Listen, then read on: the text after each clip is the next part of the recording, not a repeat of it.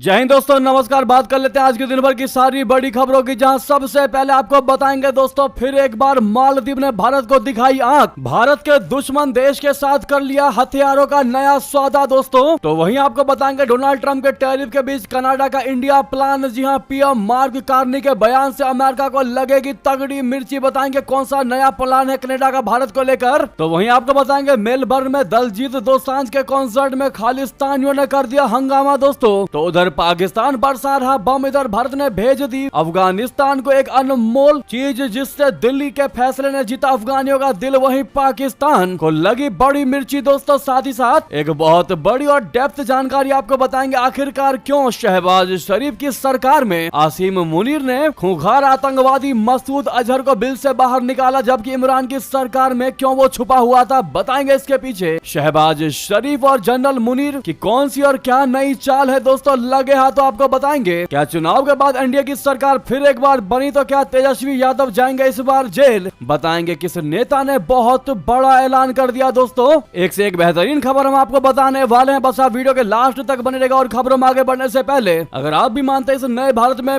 भारत के दुश्मनों को मुंह तोड़ जवाब दिया जा रहा है, तो इस वीडियो को लाइक करके चैनल को सब्सक्राइब करके बेल आइकन दबा के कमेंट में जय हिंद कह दीजिएगा। बात कर लेते हैं पहली सबसे बड़ी खबर की, जहां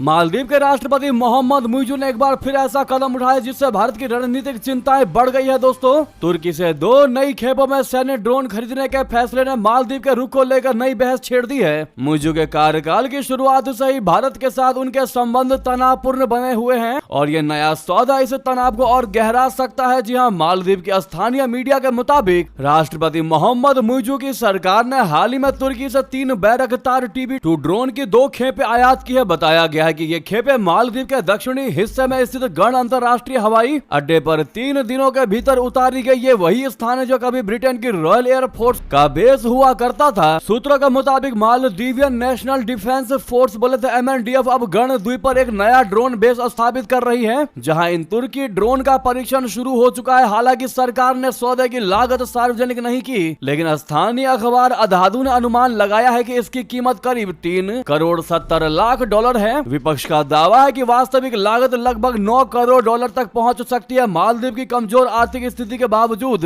इतना बड़ा रक्षा सौदा विपक्ष और विशेषज्ञों दोनों को चिंतित कर रहा है दोस्तों। बता दें कि भारत पहले से ही मालदीव के चीन और पाकिस्तान के साथ बढ़ते निकट संबंधों को लेकर सतर्क है। वहीं अब तुर्की के साथ ये नया सैन्य सहयोग भारत की समुद्री सुरक्षा के लिए नई चुनौती बन सकता है। बात करें इससे भारत को और क्या क्या नुकसान हो सकते हैं, तो दोस्तों हिंद महासागर में मालदीव की बढ़ती सैन्य ताकत भारत के क्षेत्र प्रभुत्व के लिए चुनौती बन सकती है, खासकर तब जब मालदीव अब भारत के बजाय तुर्की और चीन जैसे देशों से सैन्य सहयोग बढ़ा रहा है। मालदीव द्वारा तुर्की के ड्रोन और युद्धपोत अपनाने से उसके विशेष आर्थिक क्षेत्र बोले तो EEZ की निगरानी क्षमता में विस्तार होगा, जिससे भारत के रणनीतिक और खुफिया गतिविधियों पर पाबंदियां लग सकती हैं। वहीं मालदीव के चीन से भी गहरे होते रिश्ते और अब तुर्की के सैन्य मौजूदगी से वहां भारतीय हितों विशेषकर व्यापार, सुरक्षा और समुद्री लाइनों की निगरानी कठिन हो सकती है। भविष्य में चीन और पाकिस्तान के प्रभाव के कारण भारत मालदीव के सामरिक संबंध कमजोर हो सकते हैं, जिससे क्षेत्रीय स्थिरता और भारत की सुरक्षा नीति पर असर पड़ सकता है। तो वहीं दोस्तों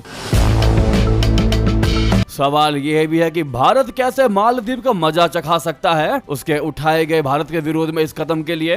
आपको बता दें, भारत मालदीव को मदद, ऋण और इंफ्रास्ट्रक्चर प्रोजेक्ट्स जैसे ग्रेट माले कनेक्टिविटी, स्वास्थ्य और जलवायु परियोजना में सहायता कम करके या रोक सकता है, जिससे मालदीव की अर्थव्यवस्था पर असर पड़ेगा दोस्तों। वहीं भारत हिंद महासागर क्षेत्र में श्रीलंका जैसे सहयोगियों के साथ नेविक सहयोग, ज्वाइंट पेट्रोलिंग और निगरानी बढ़ा सकता है, जिससे मालदीव की गतिविधियों पर नियंत्रण कर दबाव डाला जा सके। क्षेत्रीय मंचों जैसे कि सार्क, आयोरा में मालदीव के पक्ष का विरोध या कूटनीतिक समर्थन कम कर सकता है, जिससे उसकी अंतरराष्ट्रीय स्थिति कमजोर हो सकती है। वहीं मालदीव की जनता के लिए वीजा, मेडिकल, शिक्षा जैसी आवर्जन और सुविधा सेवाओं को सीमित कर सकता है, जिससे आंतरिक दबाव बनेगा। जी हाँ दोस्तों, यानी कि अगर मालदीव भारत को ठेंगा दिखाने की कोशिश करेगा तो भारत के पास भी बहुत सारे तरीके हैं मालदीव को मजा चखाने का, मालदीव की हेगड़ी डाउन करने का। इस पर आपकी जो भी राय हो दोस्तों, हमने आपको दोनों पहलू बता दिए। अब आपकी राय तो इस पर बनती है, लेकिन वीडियो को लाइक करना मत भूलेगा। अभी तक लाइक नहीं किया है तो सामने बटन है, दबा दीजिएगा। अगली खबर की बात करते हैं, बेहतरीन खबर की, जहां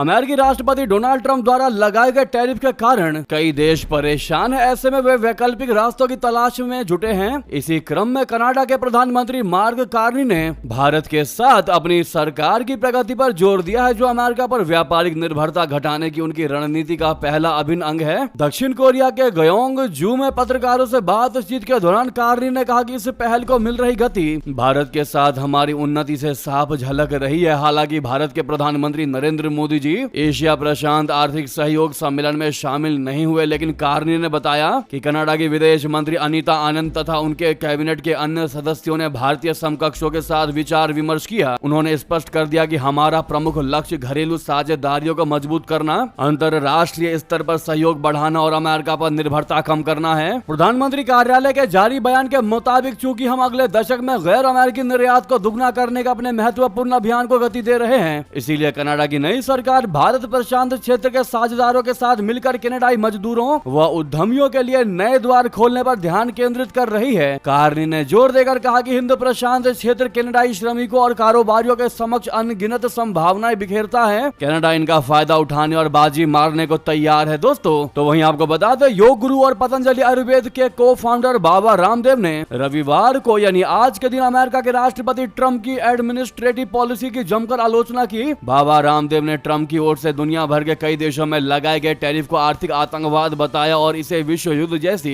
स्थिति से जोड़ते हुए चेतावनी दी। उन्होंने कहा कि यह पॉलिसी गरीब और विकासशील देशों यानी डेवलपिंग कंट्रीज के लिए घातक साबित हो सकती है। उन्होंने कहा कि टैरिफ आतंकवाद है, ये बेहद घातक है। द्वितीय विश्व युद्ध के बाद अगर कोई तीसरा विश्व युद्ध है तो वो ये है आर्थिक युद्ध। इसमें कम से कम गरीब और विकासशील देशों का ध्यान रखा जाना चाहिए। उन्होंने अमेरिका की विस्तारवादी और साम्राज्यवादी प्रवृत्तियों की आलोचना करते हुए कहा कि कुछ शक्तिशाली लोगों के हाथों में दुनिया की सारी शक्ति, धन और संसाधन जब्त हो गए हैं, जिससे दुनिया भर में असमानता, अन्याय और शोषण बढ़ रहा है। साथ में उन्होंने समाधान बताते हुए कहा कि स्वदेशी आत्मनिर्भरता आत्म समृद्धि और आखिरी व्यक्ति को अपलिफ्ट करने का काम करता है। उन्होंने कहा है कि हर एक भारतीय को स्वदेशी अपनाना चाहिए। अगली खबर की बात करते हैं, जहां पर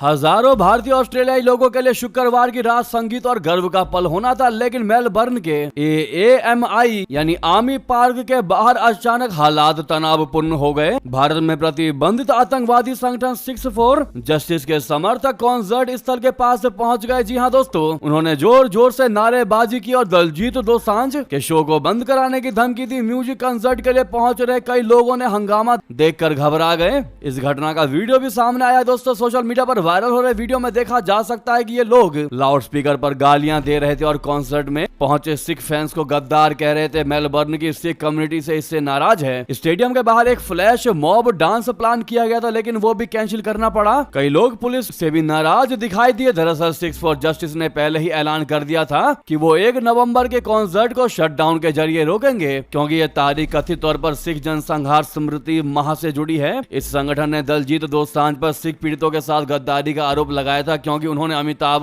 बच्चन को सम्मानित किया था, उनके पैर छुए थे। इससे ये खालिस्तानी नाराज है। दोस्तों, इन खालिस्तानी आतंकवादियों ने दलजीत दोसांझ को धमकी भी दी थी। वहीं अगली खबर बता दे, पाकिस्तान बरसा रहा बम, लेकिन भारत ने भेज दी अनमोल मदद। दिल्ली के फैसले ने जीता अफगानियों का दिल, मुनीर को लगेगी तगड़ी मिर्ची। दोस्तों, भारत ने एक बार फिर अफगानिस्तान की बड़ी मानवीय मदद की। भारत की ओर से मानवीय सहायता के तहत अफगानिस्तान को वेक्टर जनित रोगों, बोले तो संक्रमण से फैलने वाली बीमारी के लिए 16 टन दवाइयां और डायग्नोस्टिक किट भेजी हैं। ये दवाएं तालिबान शासन के जन स्वास्थ्य मंत्रालय को सौंपी गई है। मुश्किल स्थिति से जूझ रहे अफगानिस्तान के लिए ये अनमोल मदद है। खास तौर से देश के स्वास्थ्य से जुड़े सेक्टर को इससे काफी राहत मिलेगी। भारत की ओर से ये मदद ऐसे समय में दी गई है जब पाकिस्तान और अफगानिस्तान में तनातनी चल रही है। एक और जहां पाकिस्तानी आर्मी अफगानिस्तान में हमले कर रही है और अफगान शरणार्थियों को निकाल रही है, तो वहीं भारत की ओर से अफगानी लोगों की मदद की जा रही है। दोस्तों, इससे आसिम मुनीर और शहबाज शरीफ की अफगान नीति संकट में पड़ सकती है। नेक्स्ट खबर की बात करते हैं, जहां पर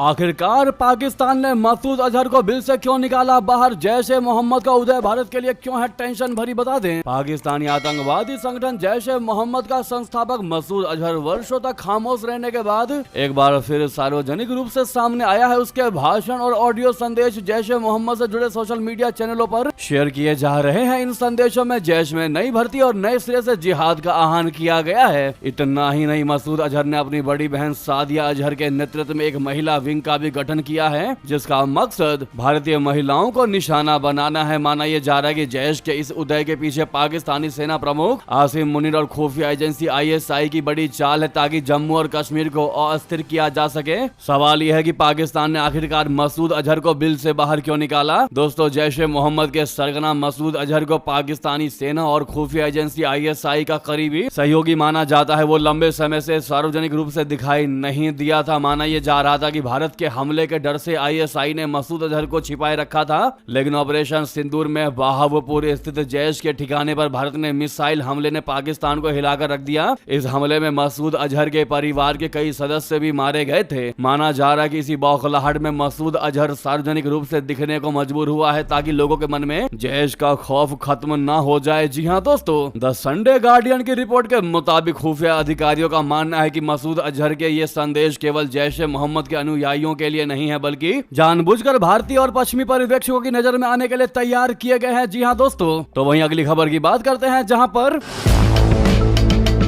बिहार के मोकामा में 30 अक्टूबर को जन स्वराज पार्टी के कार्यकर्ता दुलार चंद यादव की हत्या के मामले में पटना पुलिस ने जनता दल यूनाइटेड यानी JDU उम्मीदवार अनंत सिंह को शनिवार रात गिरफ्तार कर लिया है। जब अनंत सिंह की गिरफ्तारी हुई तब राजनीति शुरू हो गई। दोस्तों, राष्ट्रीय जनता दल नेता तेजस्वी यादव ने अनंत सिंह की गिरफ्तारी पर प्रतिक्रिया दी थी। तेजस्वी यादव के बयान पर उत्तर प्रदेश के डिप्टी CM केशव प्रसाद मौर्य ने पलटवार किया। दोस्तों, बिहार के पश्चिमी चंपारण जिले के बेतिया में उत्तर प्रदेश के उप मुख्यमंत्री केशव प्रसाद मौर्य ने रविवार को अनंत सिंह की गिरफ्तारी पर RJD नेता तेजस्वी यादव के बयान पर प्रतिक्रिया दी। उप मुख्यमंत्री केशव प्रसाद मौर्य ने कहा कि तेजस्वी खुद भ्रष्टाचार के आरोप में जेल जाएंगे। उन्होंने कहा कि तेजस्वी यादव स्वयं जेल में होंगे, उन पर भ्रष्टाचार का आरोप चल रहा है। नौकरी के बदले जमीन लिखा लिए हैं, वे अपने को जेल जाने से बचा पाएंगे या नहीं बचा पाएंगे, ये सोचे। केशव प्रसाद मौर्य ने कहा कि भ्रष्टाचार करने वाला, अपराध करने वाला, माफियागिरी करने वाला, उसके खिलाफ कार्रवाई होती है। यही सुशासन है, ये नीतीश कुमार की सरकार है, वो करके दिखाएंगे। दोस्तों, अनंत सिंह की गिरफ्तारी पर तेजस्वी यादव ने क्या कहा था वो आपको बताते हैं। तेजस्वी यादव ने कहा था कि अरेस्टिंग होना ही था। जिस तरह की घटना हुई थी, बिहार में जंगल राज की स्थिति बनी हुई है। PM को दिखता ही नहीं, आरा और सासाराम में घटना हो रही है और PM आ रहे हैं, उन्हें महाजंगल राज नहीं दिखता। जिसके जवाब में दोस्तों केशव प्रसाद मौर्य ने तगड़ा जवाब दिया। आपकी इस पर जो भी राय हो बताना मत भूलिएगा। लगे हाथ तो वीडियो को लाइक करके, चैनल को सब्सक्राइब करके, बेल आइकन दबा के कमेंट में जय हिंद कह दीजिएगा। मिलता अगली बड़ी खबर में। बहुत बहुत धन्यवाद, बहुत बहुत आभार। लेकिन वीडियो को शेयर जरूर करिएगा दोस्तों, जहां पर भी आपका ग्रुप हो, व्हाट्सएप, Facebook, X पर। मिलते अगली बड़ी खबर में। बहुत बहुत धन्यवाद। जय हिंद, जय भारत।